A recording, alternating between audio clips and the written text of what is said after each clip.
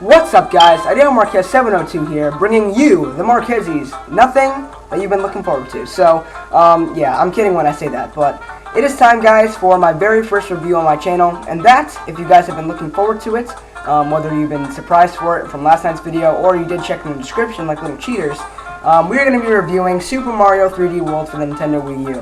And I'm extremely excited to be reviewing this because this game has been out for almost 2 years now, and has been, kind of reviewed by many other YouTubers, and has a very good opinion on it from other YouTubers and such as me. So, we're going to be getting started in this review. I hope you guys are excited, and if you are excited for this and would like to see more reviews in the future, whether it be like a weekly series or something once in a while, make sure to smash that like button and also comment down below to share your opinions with me. That'd be really cool. And this could happen possibly soon, or maybe another time, sometime in the future. So guys, the first thing I would like to point out, a disclaimer about this video. I am not a super professional reviewer, as you guys would probably know. So don't take my opinions so greatly, and if you don't like what you're about to hear, just take my opinion with a grain of salt. Don't take it at all. It's perfectly fine if you don't agree with my opinions. These are just my opinions, like I said, and I just want to kind of express my feelings about this game. So at first glance, when I first saw the trailers about this game, I was super excited and was always keeping up with the news updates and, just all these new trailers that were coming out for this game.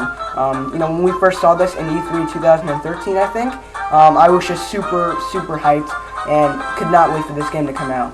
And, when we saw other trailers, such as, how the characters would work, I really got a good opinion, and, already got a really good opinion on it, even before I actually got the game. And fun fact, I actually did not get this game when it first came out. I actually got this game early 2014, I believe January, and could not pay for it at first because I didn't have the money at the time. But when I did, I just played the crap out of this game. It was that fun. But as for the graphics in this game, they are absolutely stunning. 1080p, 60 frames per second, just makes Wii U games that much more enjoyable, especially when you can just play through the game without any lag or any frame drops.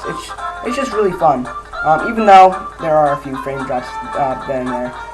The gameplay, along with the 1080p settings, are very great together.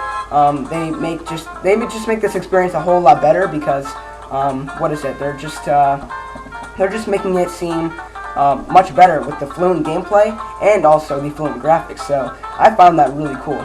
As for the characters, I did love what they did, Nintendo, when they were choosing these characters, such as Mario, Luigi, Peach, and Toad. These were characters from Super Mario 2, sorry, not Super Mario 2, Super Mario Bros. 2 for the NES. Basically, they chose these gameplay styles from that game and put it into this new game in 2013. So Mario is your basic, average character, basic jump, basic running levels, and also just, normal balanced character.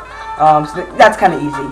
Luigi, on the other hand, has the slipperiest mechanics in the whole entire game, but does make it a, little exception because he does have a higher jump than Mario and has a little flutter jump, so it kind of stops for a little bit.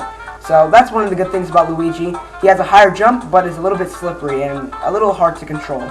As for Peach, she is the slowest character in the game, but makes up for it with her floating jump.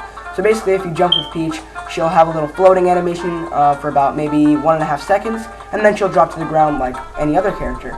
But this is really good because if you're trying to 100% complete this game with trying to get on the golden flagpoles for every single one, you want to make sure you choose Peach because she can be very good for timing jumps, and just making small mistakes can be easily fixed with this, with her jumping. And speed is not the only thing in this game. If you do want to do speedrunning levels and stuff, you just want to speedrun stages, then I do recommend Toad because he is the fastest character in the game, but is the shortest jumper. And what I mean is he doesn't jump as high. So yeah, that is pretty much all the characters' little factors and features. And the levels, I would have to say, are very cute and well designed, especially the ones that have the little gimmicks tied to them, like, I'm thinking of another level, like maybe like the roller coaster style level. or the aristocrat. I did love those stages. They were really nice and very fun to go through, especially on the first time playing through it. I played this game about 2 times, and it never gets old. It really doesn't. I'm giving you guys my honest opinion. The bosses in this game were really fun as well. We did have some returning characters from previous Mario games, such as Boom Boom and Pom Pom. And also, we got some new characters, new bosses, I mean, such as the aristocrat, the, jester, that huge jester, the one that's like metal. And there's also a secret stage within these worlds called the Golden Train, which I found super fun. It was kind of really fun to actually find out these secret levels hidden throughout the worlds. And that wasn't the only one. There were many more throughout the game, and I really did find those enjoyable. So the bosses were really fun. They weren't too hard or too easy. They were just a really normal based difficulty, which I really did enjoy. So as for the story, Mario games don't really have that good of a story, and that's perfectly okay because most Mario games have one purpose only. You are the hero, Mario, trying to save Princess Peach from Bowser. But this one's a little bit different because since you are playing with Peach as well, it is an option. There's actually kind of a little plot twist in this game. Basically, the plot of this game is that our 4 little characters, Mario, Luigi, Peach, and Toad, are just walking and strolling through the Mushroom Kingdom, and then you find this green little fairy, or pixie, just asking for help because her sisters, or her fellow fairies, or pixies, were captured by Bowser in these little jars. And then, next thing you know, Bowser pops out of this huge pipe and decides to just snatch the green pixie and traps her along with the other fairies. So what your job is, as the player, or the 4 players, is to go throughout these worlds trying to save each and every pixie, and just getting closer and closer to Bowser, so that way you can save all of them and everything will be hunky-dory. So, yeah, the story was pretty basic. I did think it was kind of corny and cheesy that the second to last world, I think it was the World Castle. When you beat Bowser for the first time, you obviously know that he's not really done yet, because if you guys do remember Mario games, there's always going to be something else added to Bowser when you're fighting him. So, yeah, I did kind of find that stupid, but that's with every Mario game, so I can't really give that, kind of like a little bashing on. As for the difficulty, was very, very decent, at least for the main story. I did find, as for the last world, the Crown World, extremely difficult. But, if you're looking at the main story and just playing through it the first time, it's a pretty good difficulty. Of course, you're going to die a few times throughout the game, but that's only for, the first time playthroughs. Once you get used to the level and the design on how it is, you can get through them quite easily. But when you do get to the Crown World, it does get extremely difficult and kind of tedious at the same time. But that's only for the Crown World. The other worlds are pretty easy and pretty decent to go through, so that's pretty much the only world where it's kind of tedious, the gameplay, and just kind of forced on you. So that pretty much does it for what, all those little factors I have here. I actually did write it down on paper, so if you guys are wondering why I'm looking down on the thing, that's pretty much why. By the way, I forgot to show you guys the box art. So yeah, here's the front, back. What is it? We have the game disc over here with the manual, and yeah, very, very nice looking disc.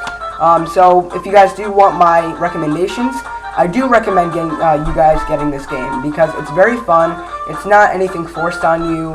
It's not like forced gameplay. It's not like a super long game either. It's not like Super Mario Galaxy 1 and 2 where you have to get so many stars in order to get to the next world or galaxy. Even though throughout the game you're going to actually have to collect all these green stars throughout the game to actually progress onto the levels. But it's pretty easy to get these green stars anyway because, all you have to do is kind of backtrack on and just kind of search throughout the levels. So if you are kind of like a speedrunner, like Sonic the Hedgehog levels, you would want to probably just go through the game, rush through it, and not really care about anything at all. Just not worrying about anything. But if you are careful and would like to 100% complete this game, you want to make sure that you look throughout these games, also look throughout each and every one of these levels slowly, so that way you can find each and every green star. So that's what I would recommend if you are a first-time player and you would like to kind of speed through the game first, and maybe kind of slow down on it later and look for the green stars. I would recommend that. But yeah, that pretty much does it for what I have to say, guys. I actually would give this game about maybe like 4.5 or like IGN 4.7, you know, because they don't really have that many correct or kind of weird looking ratings. But I would give this game a 4.5, almost 5, because this game was extremely fun for me on the first time, and just it keeps on getting enjoyable each time I actually played it. So thank you all so much for watching this Super Mario 3D World review. If you did enjoy this review and would like to see more in the future, whether it be a weekly series or a once in a while thing, make sure to smash that like button and comment down below, because it always helps. And if you have not subscribed to my channel already and would like to become a part of the Marquezes Foundation, make sure to do that as well, because we always appreciate new members. And yeah, that pretty much does it for this review, guys. Thanks so much again for watching, and I'll see you all next time. Peace, Marquezes.